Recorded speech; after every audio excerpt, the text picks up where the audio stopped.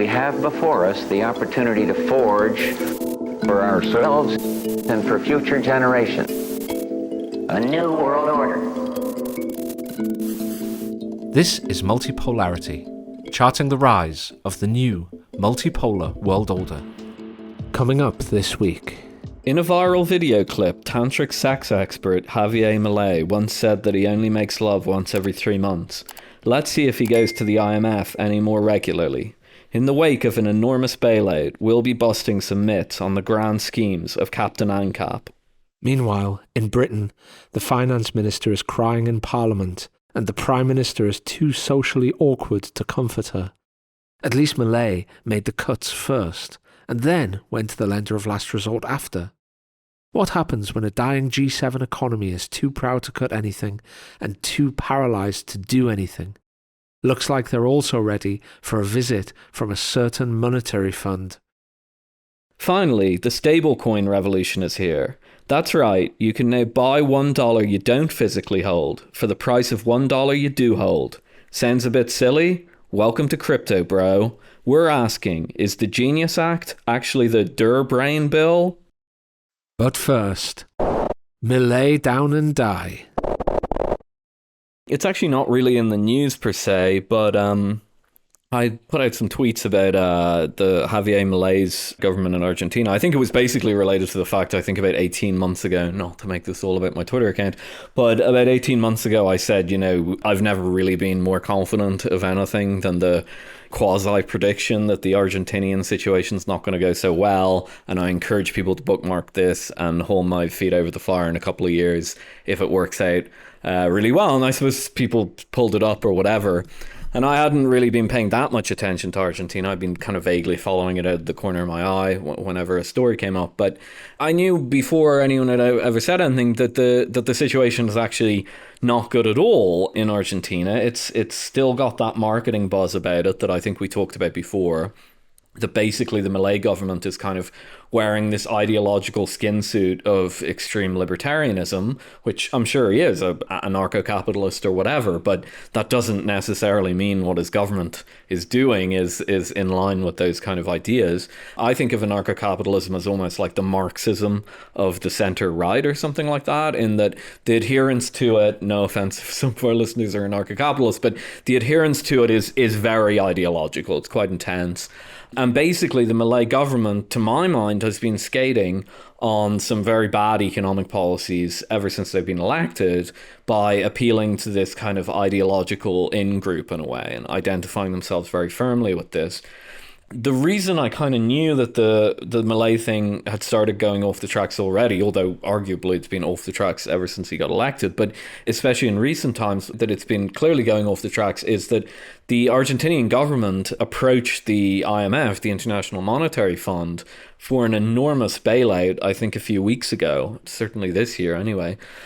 As I said to someone on Twitter who was saying that this was actually a sign of the government's success, when you check into the IMF Roach Motel, it's usually, an act of pretty severe desperation. Most people will probably, the last kind of IMF bailouts they'd be quite familiar with were the IMF bailouts of some of the European countries, the so-called PIGS countries at the time, Portugal, Ireland, Italy, Greece and Spain. And all of these got IMF bailouts to some tune or another, but some of them got quite extreme ones, notably Greece.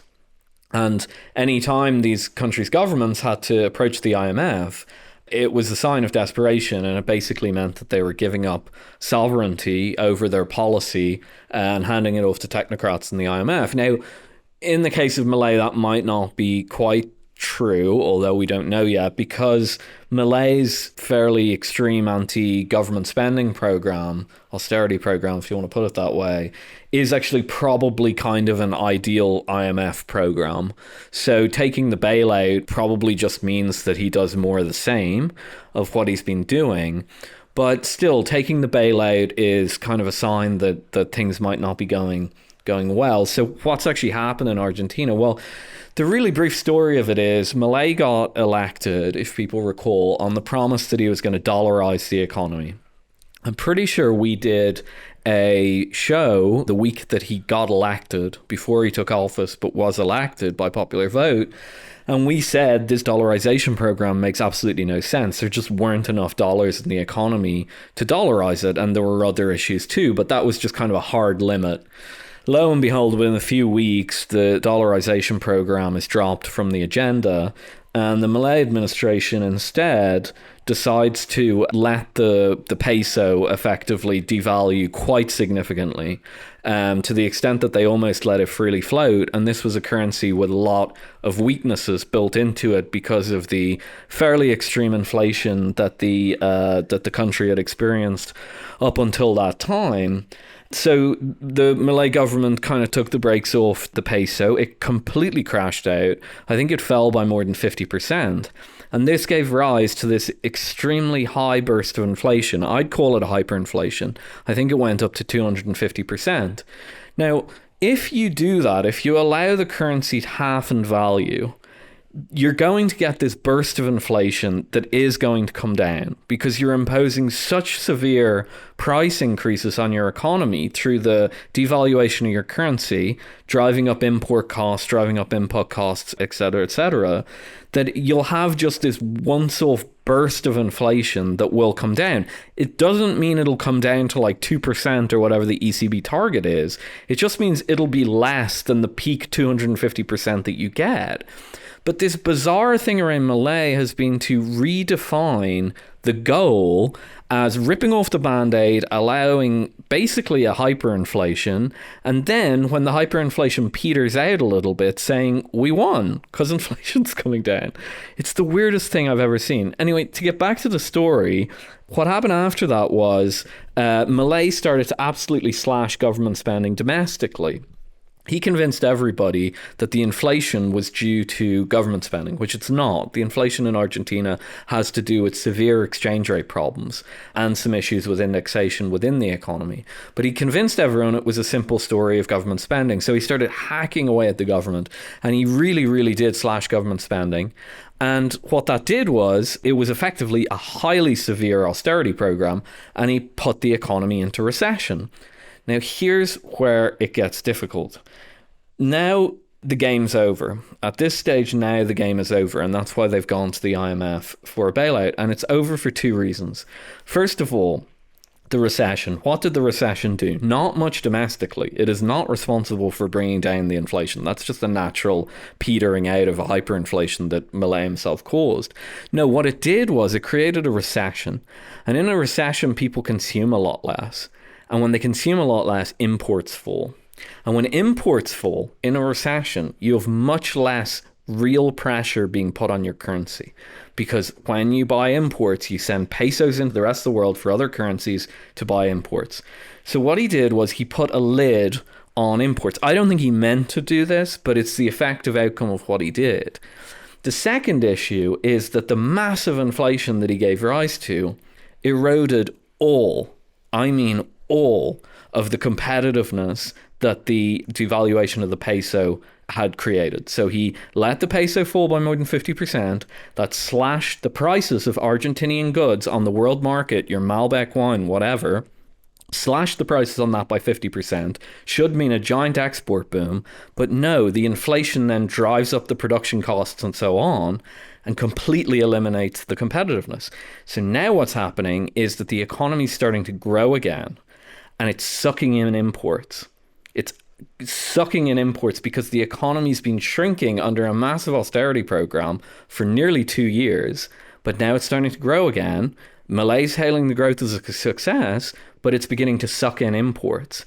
And because of the inflation, the domestic market is incredibly uncompetitive on the world stage. And that's why he's got the IMF bailout, because what he's now trying to do is do exactly what he criticized the previous government for doing: artificially control the value of the peso, make sure that it doesn't devalue again, because if it devalues again, he's going to get an even worse hyperinflation. So now Milei is basically stuck in a worse situation with a less competitive economy than his predecessor had. He's riding the coattails of an IMF loan, And the IMF loan doesn't even seem to be working because the peso started falling again. I'm not making any predictions that this is the last year of economic stability for what it is. It's been chaotic already. But for whatever we made of it, kind of control at least, I'm not saying it's the last year. This could last another 2 years, maybe. But I'm getting a very strong sense that the plan, there was never a real plan, but the illusion of control that Milei maintained since he's become president is starting to slip. I can tell you what's not starting to slip, Philip, is the fervour and devotion to Milei that his supporters have on Twitter. I find it quite remarkable. I mean, this guy's the president of Argentina, and yet you get so many British and American fanboys out there who, if you mildly criticise Milei in some way, they actually react not just with counter-arguments, but with the tone and in a way that suggests that you just called their sister fat and ugly or something like that. It's very strange to me. It's a little bit like, if anybody knows, the NAFO crowd. What NAFO was to the Ukraine war, these guys are to economics and South American politics. It's very strange to me. But anyway, tonight, for instance, I had a debate with one because you wrote a really interesting thread about this exact topic on Twitter. And I was reading it and I replied to one of the responses, and this person told me in the response that actually going to the IMF and getting this IMF loan is a sign of great success. It's like, really, what? Like really? Because usually in these scenarios, a government having to go cap in hand desperately to the IMF, it's like a lender of last resort. It's the equivalent of the poorhouse. Like, you go to the workhouse when there's literally nowhere else to go, when you've got no more family members you can borrow off, when you know there's nobody that you can ask for a job, when you've got no prospects of any kind of income, you and your family take yourself off to the workhouse. And it's kind of horrendous, but you do it. Nobody would say that going to the workhouse is a sign of success. Oh, it's a sign of success because it means that they've got the right attitude somehow. This is ridiculous. If Keir Starmer had to go to the IMF, nobody would say, oh, that's a sign of economic success. Nobody at all. If you look at history, I think I'm right in saying I looked up the data earlier this evening, and some people might say, Philip, that I should have taken a note of this, but I think it's in my head that Argentina has actually had something along the lines of 23 loan programs totaling 177 billion from the IMF since 1958. 23 programs, and that wasn't just in the early years. These have been recent as well. There were loan programs as recently as 2018 and 2022. These are very recent. Now Malay's had to go back for another 20 billion. Argentina is by far the IMF's largest debtor. Like, they owe the IMF $40 billion. And that doesn't sound like a huge amount in terms of national GDPs, but I just want to give you a little comparison. Pakistan, a country hardly known for its fiscal competence and stability, and which is constantly racked with war and insurgencies and natural disasters, which costed huge amounts of money and create great instability, and a country that can sometimes struggles to feed its population. They have a debt of about 6.75 billion compared to Argentina's 40. Ukraine, which at the moment is entirely reliant on outside creditors for being able to continue going as an economy, to stop it from completely collapsing. They have a debt to the IMF of about $10.8 billion. And Ukraine was in trouble even before the war started. They were part of an IMF program of kind of austerity and reforms long before the Ukraine war started. And they owe 10.8. Argentina owns 40, and half of that 40, 20 billion, came under Milei. When he went cap in hand to the IMF and said, look, if you don't, the deal was that if the IMF did not give him this $20 billion, then what would happen is the Argentinian peso would devalue again and inflation would skyrocket again and he would be back to square one. That's the deal. Like, he needed this money to artificially prop up the peso so that essentially when people wanted to sell pesos to buy dollars or other hard currency, he would have that there. Because before he got this, the Argentinian central bank had negative reserves, okay? Negative reserves. So that's the situation. I don't quite understand why this has been a great success. I'm not an economist, Philip, but when he came in, the idea was this. He was going to stop the inflation, let the currency free float. He wanted to dollarize the economy if he could, but at the very least, he was going to shift to a, in quotation marks, a kind of a market rate for the peso to give it its, its honest value. And he was going to get the economy going again. What's happened is the economy is indeed growing again, but in the same way that if you smash your head against a brick wall and continue doing it and it's really painful, and then when you stop, it kind of stops hurting, right? You get this kind of rebound. It's like, wow, I feel so much better now. Okay, that's kind of what's happening with the Argentinian economy after COVID, and then after this kind of Malay shock, with the devaluation, the Argentinian economy had something of a heart attack, and now it's bouncing back as economies do. Meantime, inflation is still at like 40 or 50% annual. Now, the Malay boosters, who I spoke about earlier on, they will tell you, oh, no, you've got to take month-over-month inflation. So like July's inflation compared to June's, and June's inflation compared to May's. That's not how inflation, like every other inflation metric in the world, is year over year. So this June's compared to last June's. This July's versus last July's. This May's versus last May's, right? Like, that's how inflation works. But the Malay guys like to do month on month because it's smaller. Annual inflation is still over 40% the last time I looked, as far as I understand. There might have been some new numbers since then. Meantime, he hasn't let the Argentinian peso free float, because if he knows that if he does, all of his inflation successes, such as they are, go out of the window because the currency falls, imports become much more expensive. That means the price of imported goods in the shops gets more expensive. The price of any goods in the shops that have imported inputs. So, if you're making something in Argentina and you import some of it, maybe you're making clothes and you import the material from Cambodia, for example. Or maybe you're making some jewelry and you import the diamonds from India, for example. Like, all of that stuff also goes up in price because of the devaluation of the peso. And at the same time, it makes people still want to hold any savings that they have in hard currency because, yet again, the peso is devaluing. So to avert that, he's had to go to the IMF, the poor house, the lender of last resort, to get like a gargantuan loan, which now takes Argentina's debt to the IMF to over $40 billion, which is like, 4 times the next biggest debtor to the IMF in the world. And yet this is somehow some great success. I'm not sure I see it. Like, maybe it's going to all come out well. I don't want to predict. I'm not an economist, Philip, but it seems to me that what all he's done is exactly what every other right-wing government in Argentina in the last 40 years has done. They've undertaken dramatic and poverty-creating austerity, and they've pegged the peso against the dollar and burned through reserves in order to defend that peg so that they can make inflation a bit better. I mean, isn't that literally exactly what every Argentinian government, right-wing Argentinian government has done? And then it causes poverty, and then the peg breaks, and the people vote some Peronist back in. I mean, isn't that how it goes? No? Yeah, it's literally how it goes, and that's exactly what's going to happen this time. I just say Malay's kind of speedrun it, to be honest. He's created way more chaos than, Macri or the government in the late 1990s before.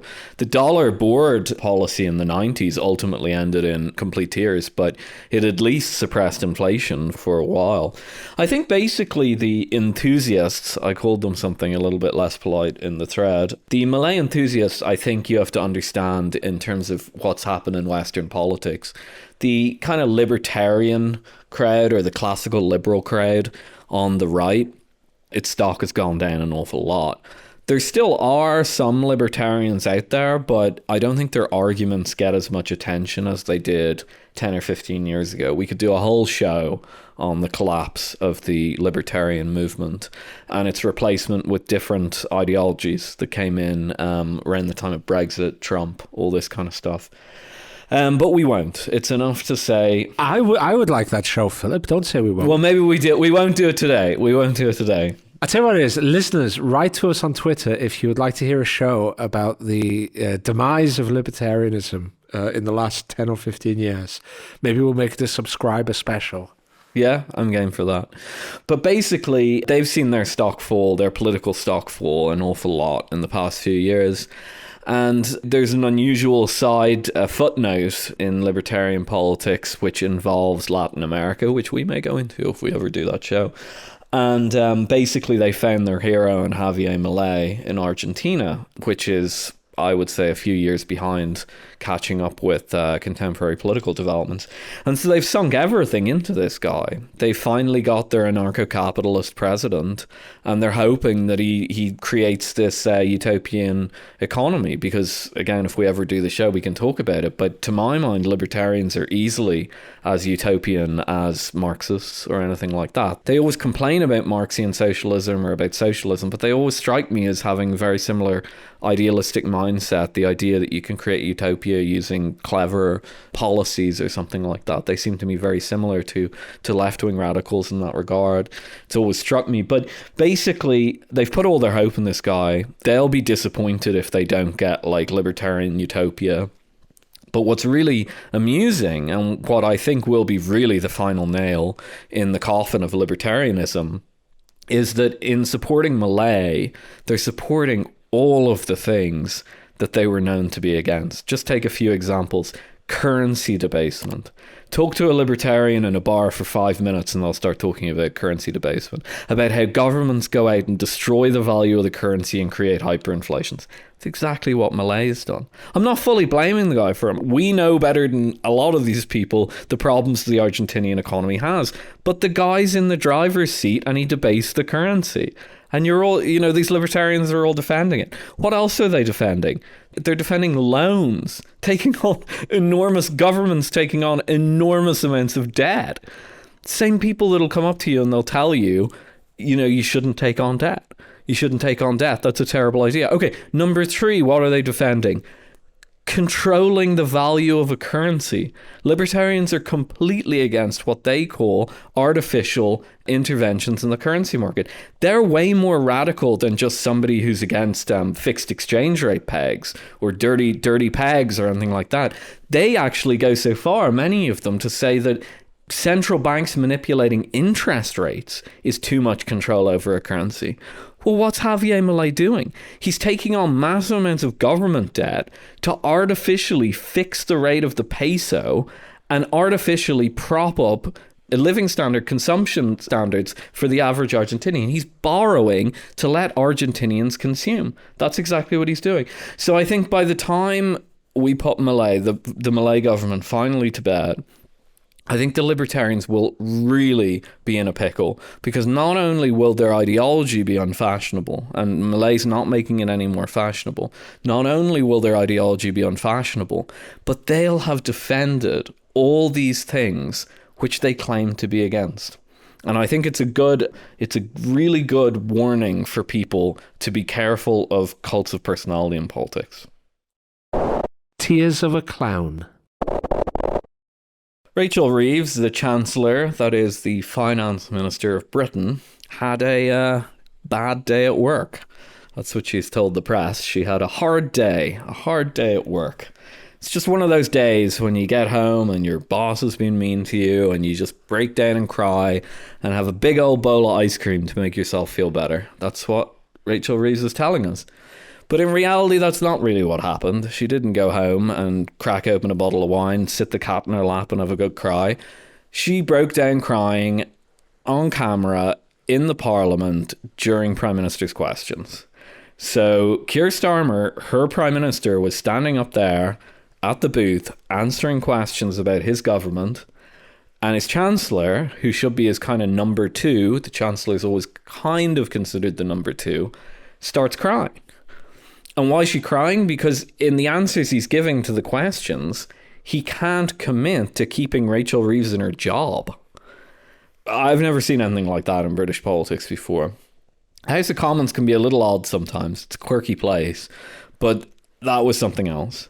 The first thing to say about it is, well, obviously it was completely walked back afterwards. Labour came out and started making excuses, etc., etc. It also woke a lot of people up to the, shall we call them, character flaws of a person like Keir Starmer. I don't want to get political on the show, but somebody like Keir Starmer should never be a politician, probably, and certainly never be a prime minister. I'm not the type of person who'll go and praise to the rooftops the characters of your average politician. Politicians can be manipulative, they can lie a lot, etc., etc. It's kind of part of the job. But all politicians, one of the kind of basic things that they have is a certain amount of like empathy. Even if it's fake empathy, it doesn't matter. And it's very important in the role to be able to project that. Keir Starmer has none of these natural politician qualities. He's clearly of the civil servant ilk. Quite cold, quite calculating, ticks the boxes, wants to get things done according to the rules. Not a hugely creative thinker, very comfortable in following rules. And it makes terrible politics. And that's what we saw the other day in Britain. And a lot of people in the country who are already having a very hard time, not just economically and so on, but completely falling into despair at the way the politics of the country are going. I saw a poll recently saying 68% of Britons thought that the country was fundamentally broken. Fundamentally broken. That's not like has some problems, needs to get over them. Fundamentally broken. 68% of the population in a poll said that. So this is only adding to all that. But beyond the politics, when Rachel Reeves broke out crying, sterling fell a little bit. Not much. Didn't give rise to any fiscal crisis or anything like that, but it wobbled. And what that wobble says is an awful lot. Because the reason that Rachel Reeves is potentially on the way out as Chancellor, and Keir Starmer is probably on the way out as Prime Minister very soon, is that the country is now truly on the brink of bankruptcy. When Keir Starmer got in, he was, in my opinion, effectively put there by civil servant friends of his. And their attitude was that the country was going to hell in a handbasket because irresponsible politicians couldn't man up and be the technocrats they needed to be and fix the economy and put it on a sustainable path. And Keir Starmer's job was to go in there like a good technocrat, listen to the other technocrats, and put the country back on the road to stability. Now, stability did not mean turbo takeoff growth or anything like that. I think the bean counters in Whitehall have a pretty gloomy assessment of the British economy, and in that they're probably not wrong. But they at least thought that they could get the economy on some sort of a stable footing. It's been an absolute disaster. And the only difference really between what Keir Starmer and his government have done with the British economy and what the Tories did prior to them is that the Tories were at least able to put a little bit of a brave face on it and make people feel like the situation wasn't as bad as they thought. The Starmer government is pretty much coming out and telling everybody and their grandmother that they all have cancer. I mean, that really is the kind of the forthrightness, as Keir Starmer would put it, that they're pursuing this. And there's a certain amount of coldness, and it's not very nice watching the Prime Minister do this. I am perfectly happy for us to do this on Multipolarity, the podcast, but we're not politicians. You know, the average person isn't looking to us and saying, give us something. Give us at least a feeling that things might get better or something like that. But anyway, the government now has come basically to the end of its rope. And the only solution that they can see, to my mind, is to first try and get rid of the Chancellor. But this is just a replay of what happened with Liz Truss and her Chancellor. She kicks Kwarteng out, hoping that it'll save her bacon. And within moments, the collapse of her cabinet engulfs her. And that's probably what's going to happen with Keir Starmer here. Because all this comes on the back of basically welfare cuts, which the government is being forced to do, or tax increases. They may pursue tax increases too, but both of these things they committed not to do.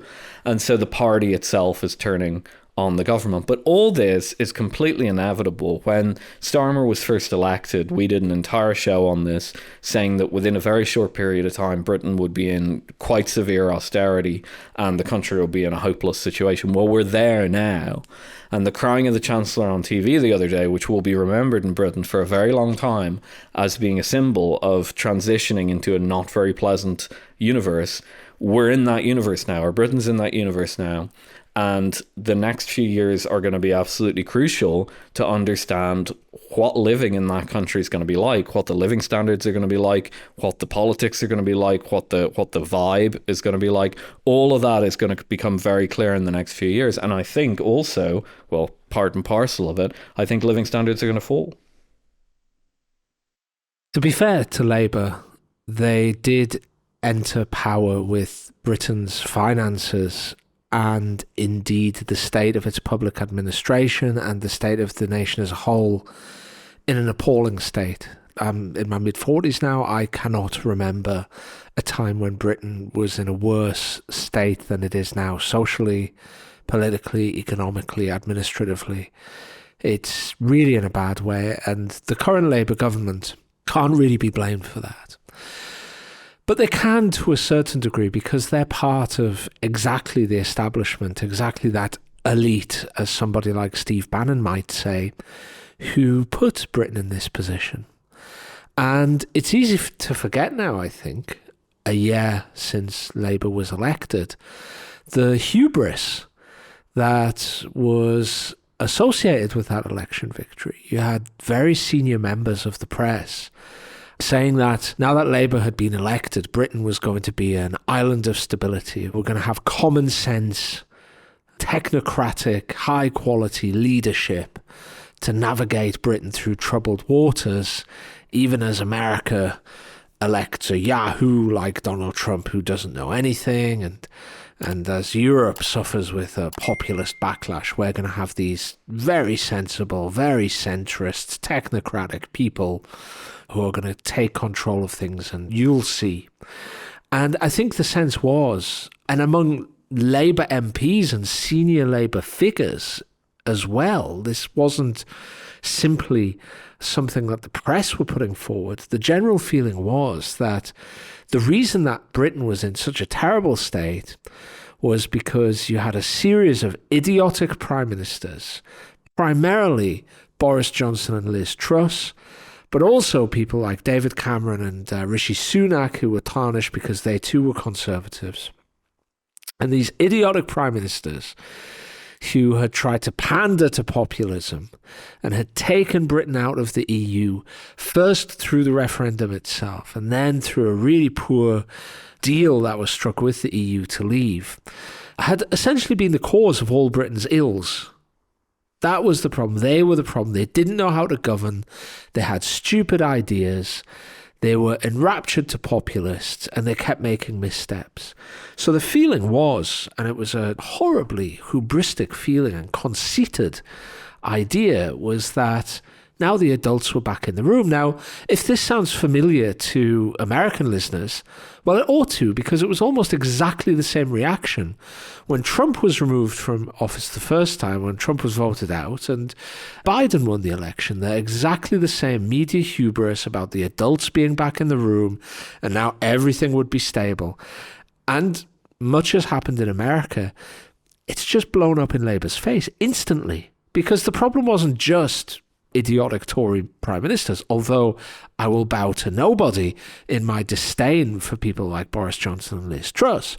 But the problem wasn't just that. It was a whole range of extremely deep-seated, and when I say deep-seated, I don't mean solvable by a tax cut here or an infrastructure spending bill there. Deep-seated, I mean like fundamentally rotten to the core, like a plank that you push your finger into and it just crumbles apart into a damp, mushy mess. That's what I mean. And in addition to that, an increasingly broken society, an increasingly fractious society, and a really awful administrative system as well that simply isn't fit for purpose anymore. And Labour has very quickly realised this. Now, when they came in, they claimed they were having to raise taxes by more than they'd promised in their manifesto because they'd discovered suddenly a £20 billion black hole in the budget calculations. The Institute of Fiscal Studies, before the election, highlighted this shortfall in income and said they would be furious if any Labour Prime Minister got into power and claimed this. It was obvious that that was there, but they claimed this. They raised taxes. They made some changes. They taxed things like private school fees. They hammered farmers. They did a few classic Labour things. They also gave certain classes of doctors a big fat payout through the NHS and spent more than they promised they would through that. But they patted themselves on their back for a technocratic, well-judged budget. And what happened? Well, the economy just got worse because their budget made things worse. And now we're in an even worse economic position than when they came in. Just to give people an idea about the current economic situation, debt is, in Britain, close to 100% of GDP. Borrowing last year, so Britain borrowed last year £150 billion, okay? And the interest payments on our national debt will now be about, at current interest rates, as long as interest rates don't increase, the servicing costs for our national debt are now going to be about £100 billion a year. In addition to that, Keir Starmer has promised £30 billion extra for the military, which, I mean, who knows where that's going to come from. And they've just failed to cut benefit spending. Now, I'm not necessarily a fan of always cutting benefit spending. I don't think that it's something that, it should be a shibboleth that it's always going to be cut. But Britain has a particular problem at the moment with sickness and incapacity benefits. And to give people an idea of the scale of this problem, currently in Britain, there are a huge number of people claiming that they're too sick to work or too injured or too hurt to work. And the payments for that account for about 3.5% of total GDP, okay? This is about 50% more than we spend on the military, just to give people an idea. And of those people claiming that, 44% currently claiming disability payments have cited a mental or behavioural problem as the main issue. So what they're saying is they're too mentally ill to work. So 44% of these people are too mentally ill to work. And that amounts to over 3% of the total working population. Listeners, even for an economic lefty like me, that is just ridiculous. It's prima facie ludicrous. It needs to be addressed properly. Now, the way to do that is to look at what's causing this, look at the root causes, maybe make some targeted reforms to make sure this isn't so easy to claim for this stuff, because people are claiming when they wouldn't have in the past. It's obvious that there hasn't been a sudden surge in mental sickness in Britain. It's not like that. But instead of this targeted thing, as is the wont of the British state and our general incompetent political class, they just decided to do a blanket cut to these sickness benefits, which would obviously hammer genuinely disabled people. I mean, there are some genuinely disabled people who are worthy of our support as a civilized country. And these reforms that were proposed would have hammered those people with the kind of less genuine claimants, shall we say. Labour tried to make it a confidence issue, i.e. if they lost, the government would call a vote of no confidence, right? Like, that's how serious they were taken. And yet they did lose. Labour was knocked down. That's going to mean tax increases. The fact that the economy is growing much more slowly than has been expected is going to mean tax increases. The fact that we've pledged £30 billion a year extra for the military is going to mean tax increases. What will those tax increases do? Oh, well, they'll add a further weight to the drag anchor currently on the economy, meaning growth will slow further, revenue will decline further, and that'll put a further hole in the fiscal situation. It's really bad, and that's why Rachel Reeves is crying. She's followed the advice of the Treasury brain. She's followed the advice of the OBR.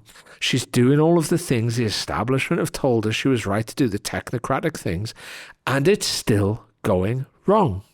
She wanted to cut spending a little bit, and she couldn't even get that through Parliament, despite the fact that it's obvious to everybody that we're spending far too much on sickness and incapacity benefit because it was so badly handled.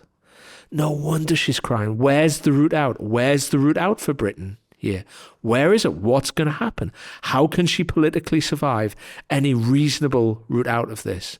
Meantime, Labour is also learning that the Tories weren't wrong when they were saying the civil service is useless. The Tories weren't wrong when they were saying we keep pressing buttons to make things happen. We keep pulling the levers of power, and instead stuff keeps breaking off, or our fingers sink into mush. Nothing works. Nothing happens. Labour's suddenly realising, and you're hearing this from key members of the Labour government and MPs. They're suddenly realising, hang on a second, it doesn't work exactly the way the Tories said it didn't work.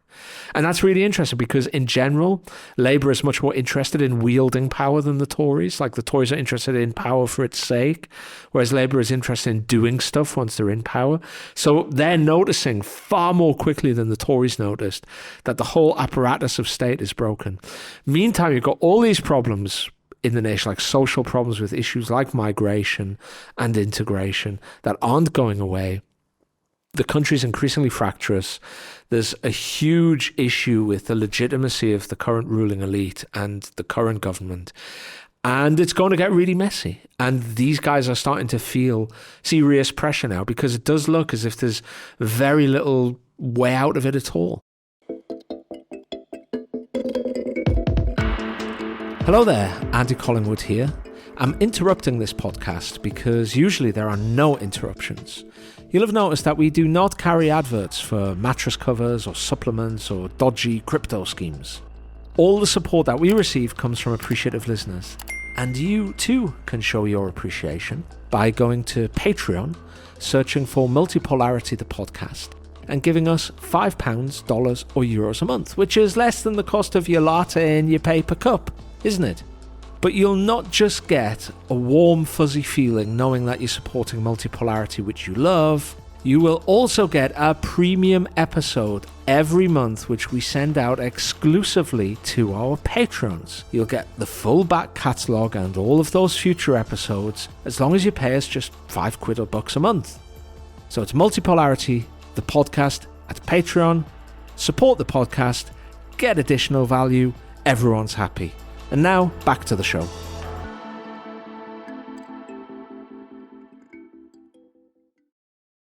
Very stable genius coins. So, a little heralded, well, certainly in the mainstream, little heralded bit of legislation made its way through the Congress a week or so ago. It's called the Genius Act.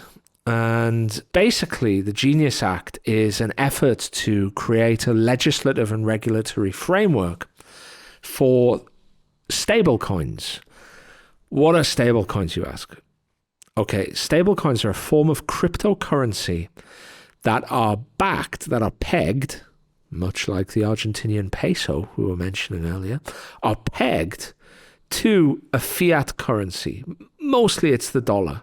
So basically, you can buy one of these stable coins and the value exactly mirrors the value of the dollar, right? So one of these stable coins is worth $1. 1/100th of one of these stable coins is worth 1 cent, and so on and so forth.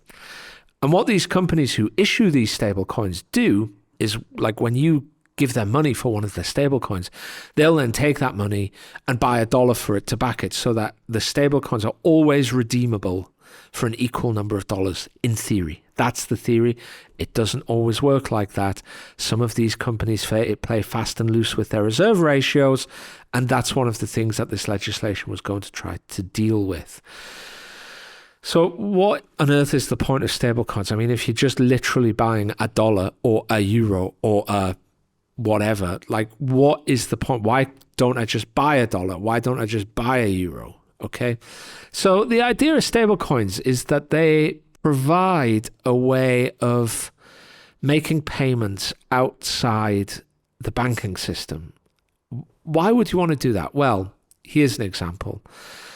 Let's say that you are an importer. You're importing widgets from Mexico, and you want to pay this Mexican factory for the widgets you've imported.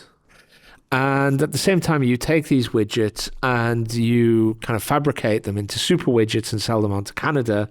And you want to receive money from Canada for the super widgets you've made from the widgets you bought from Mexico. Well, instead of converting your dollars into pesos to pay the Mexican factory, or forcing the Mexican factory to do that their end, and then converting your dollars into loonies, Canadian dollars, to pay the Canadian company, you could just send them in stablecoins. And then you wouldn't have to go through SWIFT. You wouldn't have to pay all of the commissions because it would all happen on the blockchain ledger. And you would only have to pay these very minimal fees to actually get onto the system itself. And you would save money from the currency exchange rate. You would save money from the transaction fees. And all those transactions would always also be absolutely instantaneous. There would be no delay, as there sometimes is when it comes to sending things by SWIFT. The other thing is that as some countries like Singapore, which has got very stablecoin and very crypto-friendly legislation, and I think to a certain degree Dubai as well, as they produce friendly legislation on these areas, as long as the US doesn't, that kind of creates an incentive for the creators of these stablecoins and some of the innovations that go around them and the investors that circle around them to go to Singapore and set up shop, to go to Dubai and set up shop. The Americans are trying to maintain American financial muscle within that area. And then finally, the big one. Well, the big advantage of this is that stablecoins could easily be used to get around the US financial system. I've also already mentioned one in SWIFT, like the instantaneous nature of stablecoin transfers and the commissions that you would pay on them are far lower and far better and far more effective than the SWIFT payment system. And if they're backed one-to-one by US dollars, then it's the same difference. You can feel secure, right?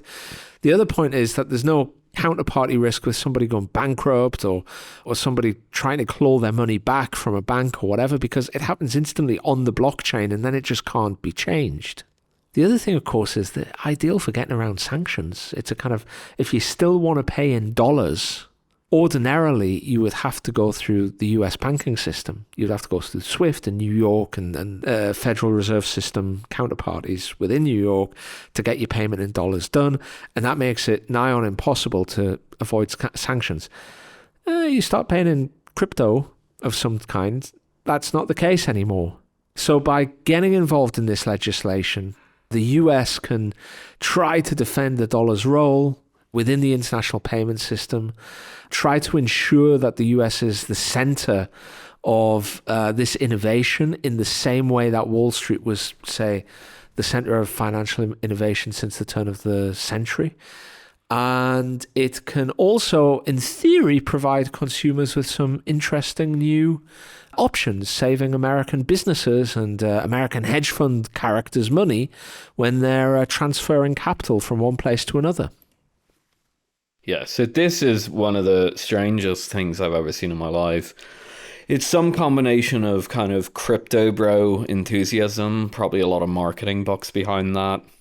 Everyone probably knows what I mean about that. Married with a lot of naivete and misunderstanding about how currencies and financial systems work. The way you've described stablecoin is very good. You could go kind of to the extreme and say effectively this is for, if not money laundering, doing transactions and not getting them traced. So we know that crypto does that, but the problem with crypto is its value goes all over the place. As you said, stablecoin is pegged to whatever currency it's tied to. The stablecoin in US dollars is tied to US dollars. Now, there's no actual physical tie. It's just like, I promise to pay you in line with the value of the US dollar. That's effectively what you're doing. It's almost like an options contract or something like that. But ultimately, the difference between the dollar and the stablecoin is the anonymity of the payment, right? That is ultimately the difference. There is no other difference otherwise. So you just have a crypto that's an anonymous payment token, and that is just notionally tied in vague legal frameworks often, but notionally tied to the value of the dollar. Now, that's all well and good if you and I want to issue a stable coin and we want to get away with a little bit of private payments, shall we say. And they may be for totally mundane reasons, they may be for avoiding sanctions, or they may be for criminal activity. It could be any of the spectrum. But you're engaging in the private payment for a reason. That is why you're using the stablecoin. Otherwise, you'd use something else. The idea that you can get the fees lower and so on, it's debatable. I mean, there's ways to do very cheap money transfers these days and so on. The real thing is the anonymity. And this is where we come to the naivete. The whole reason to issue a currency, if you're a state, is to have some control over that currency. That's the whole reason to do it. And so if you start going and embracing the fringes of the currency system, the clipped coins, the places where funny IOUs are traded, if you go and do that, you're just kind of embracing the collapse of your own monetary system. That's a pretty dramatic way of putting it, and I'm probably overstating it there. But in principle, that's sort of what you're doing. You're saying, well, we're losing control over the monetary system, but there's these kind of pirate monetary systems that are cropping up all around the place, and we're going to embrace them, and by doing so, we're going to accelerate the decline of the actual monetary system. And that's exactly what's going on here. It's a crazy thing for a state to do. If you take the stablecoin and house it, say, at the Federal Reserve or the US Treasury, and you lash all the rules on it that you have for normal dollar payments, it's no longer a stablecoin. Now it's just part of the US dollar system. So it's an either or. And the other issue with this is that the people that are pushing it don't seem to know what it means for the dollar to lose its status as a reserve currency. Of course, it's important that the dollar is able to be used, and the Federal Reserve can track payments and all that, the stuff that stablecoins get around.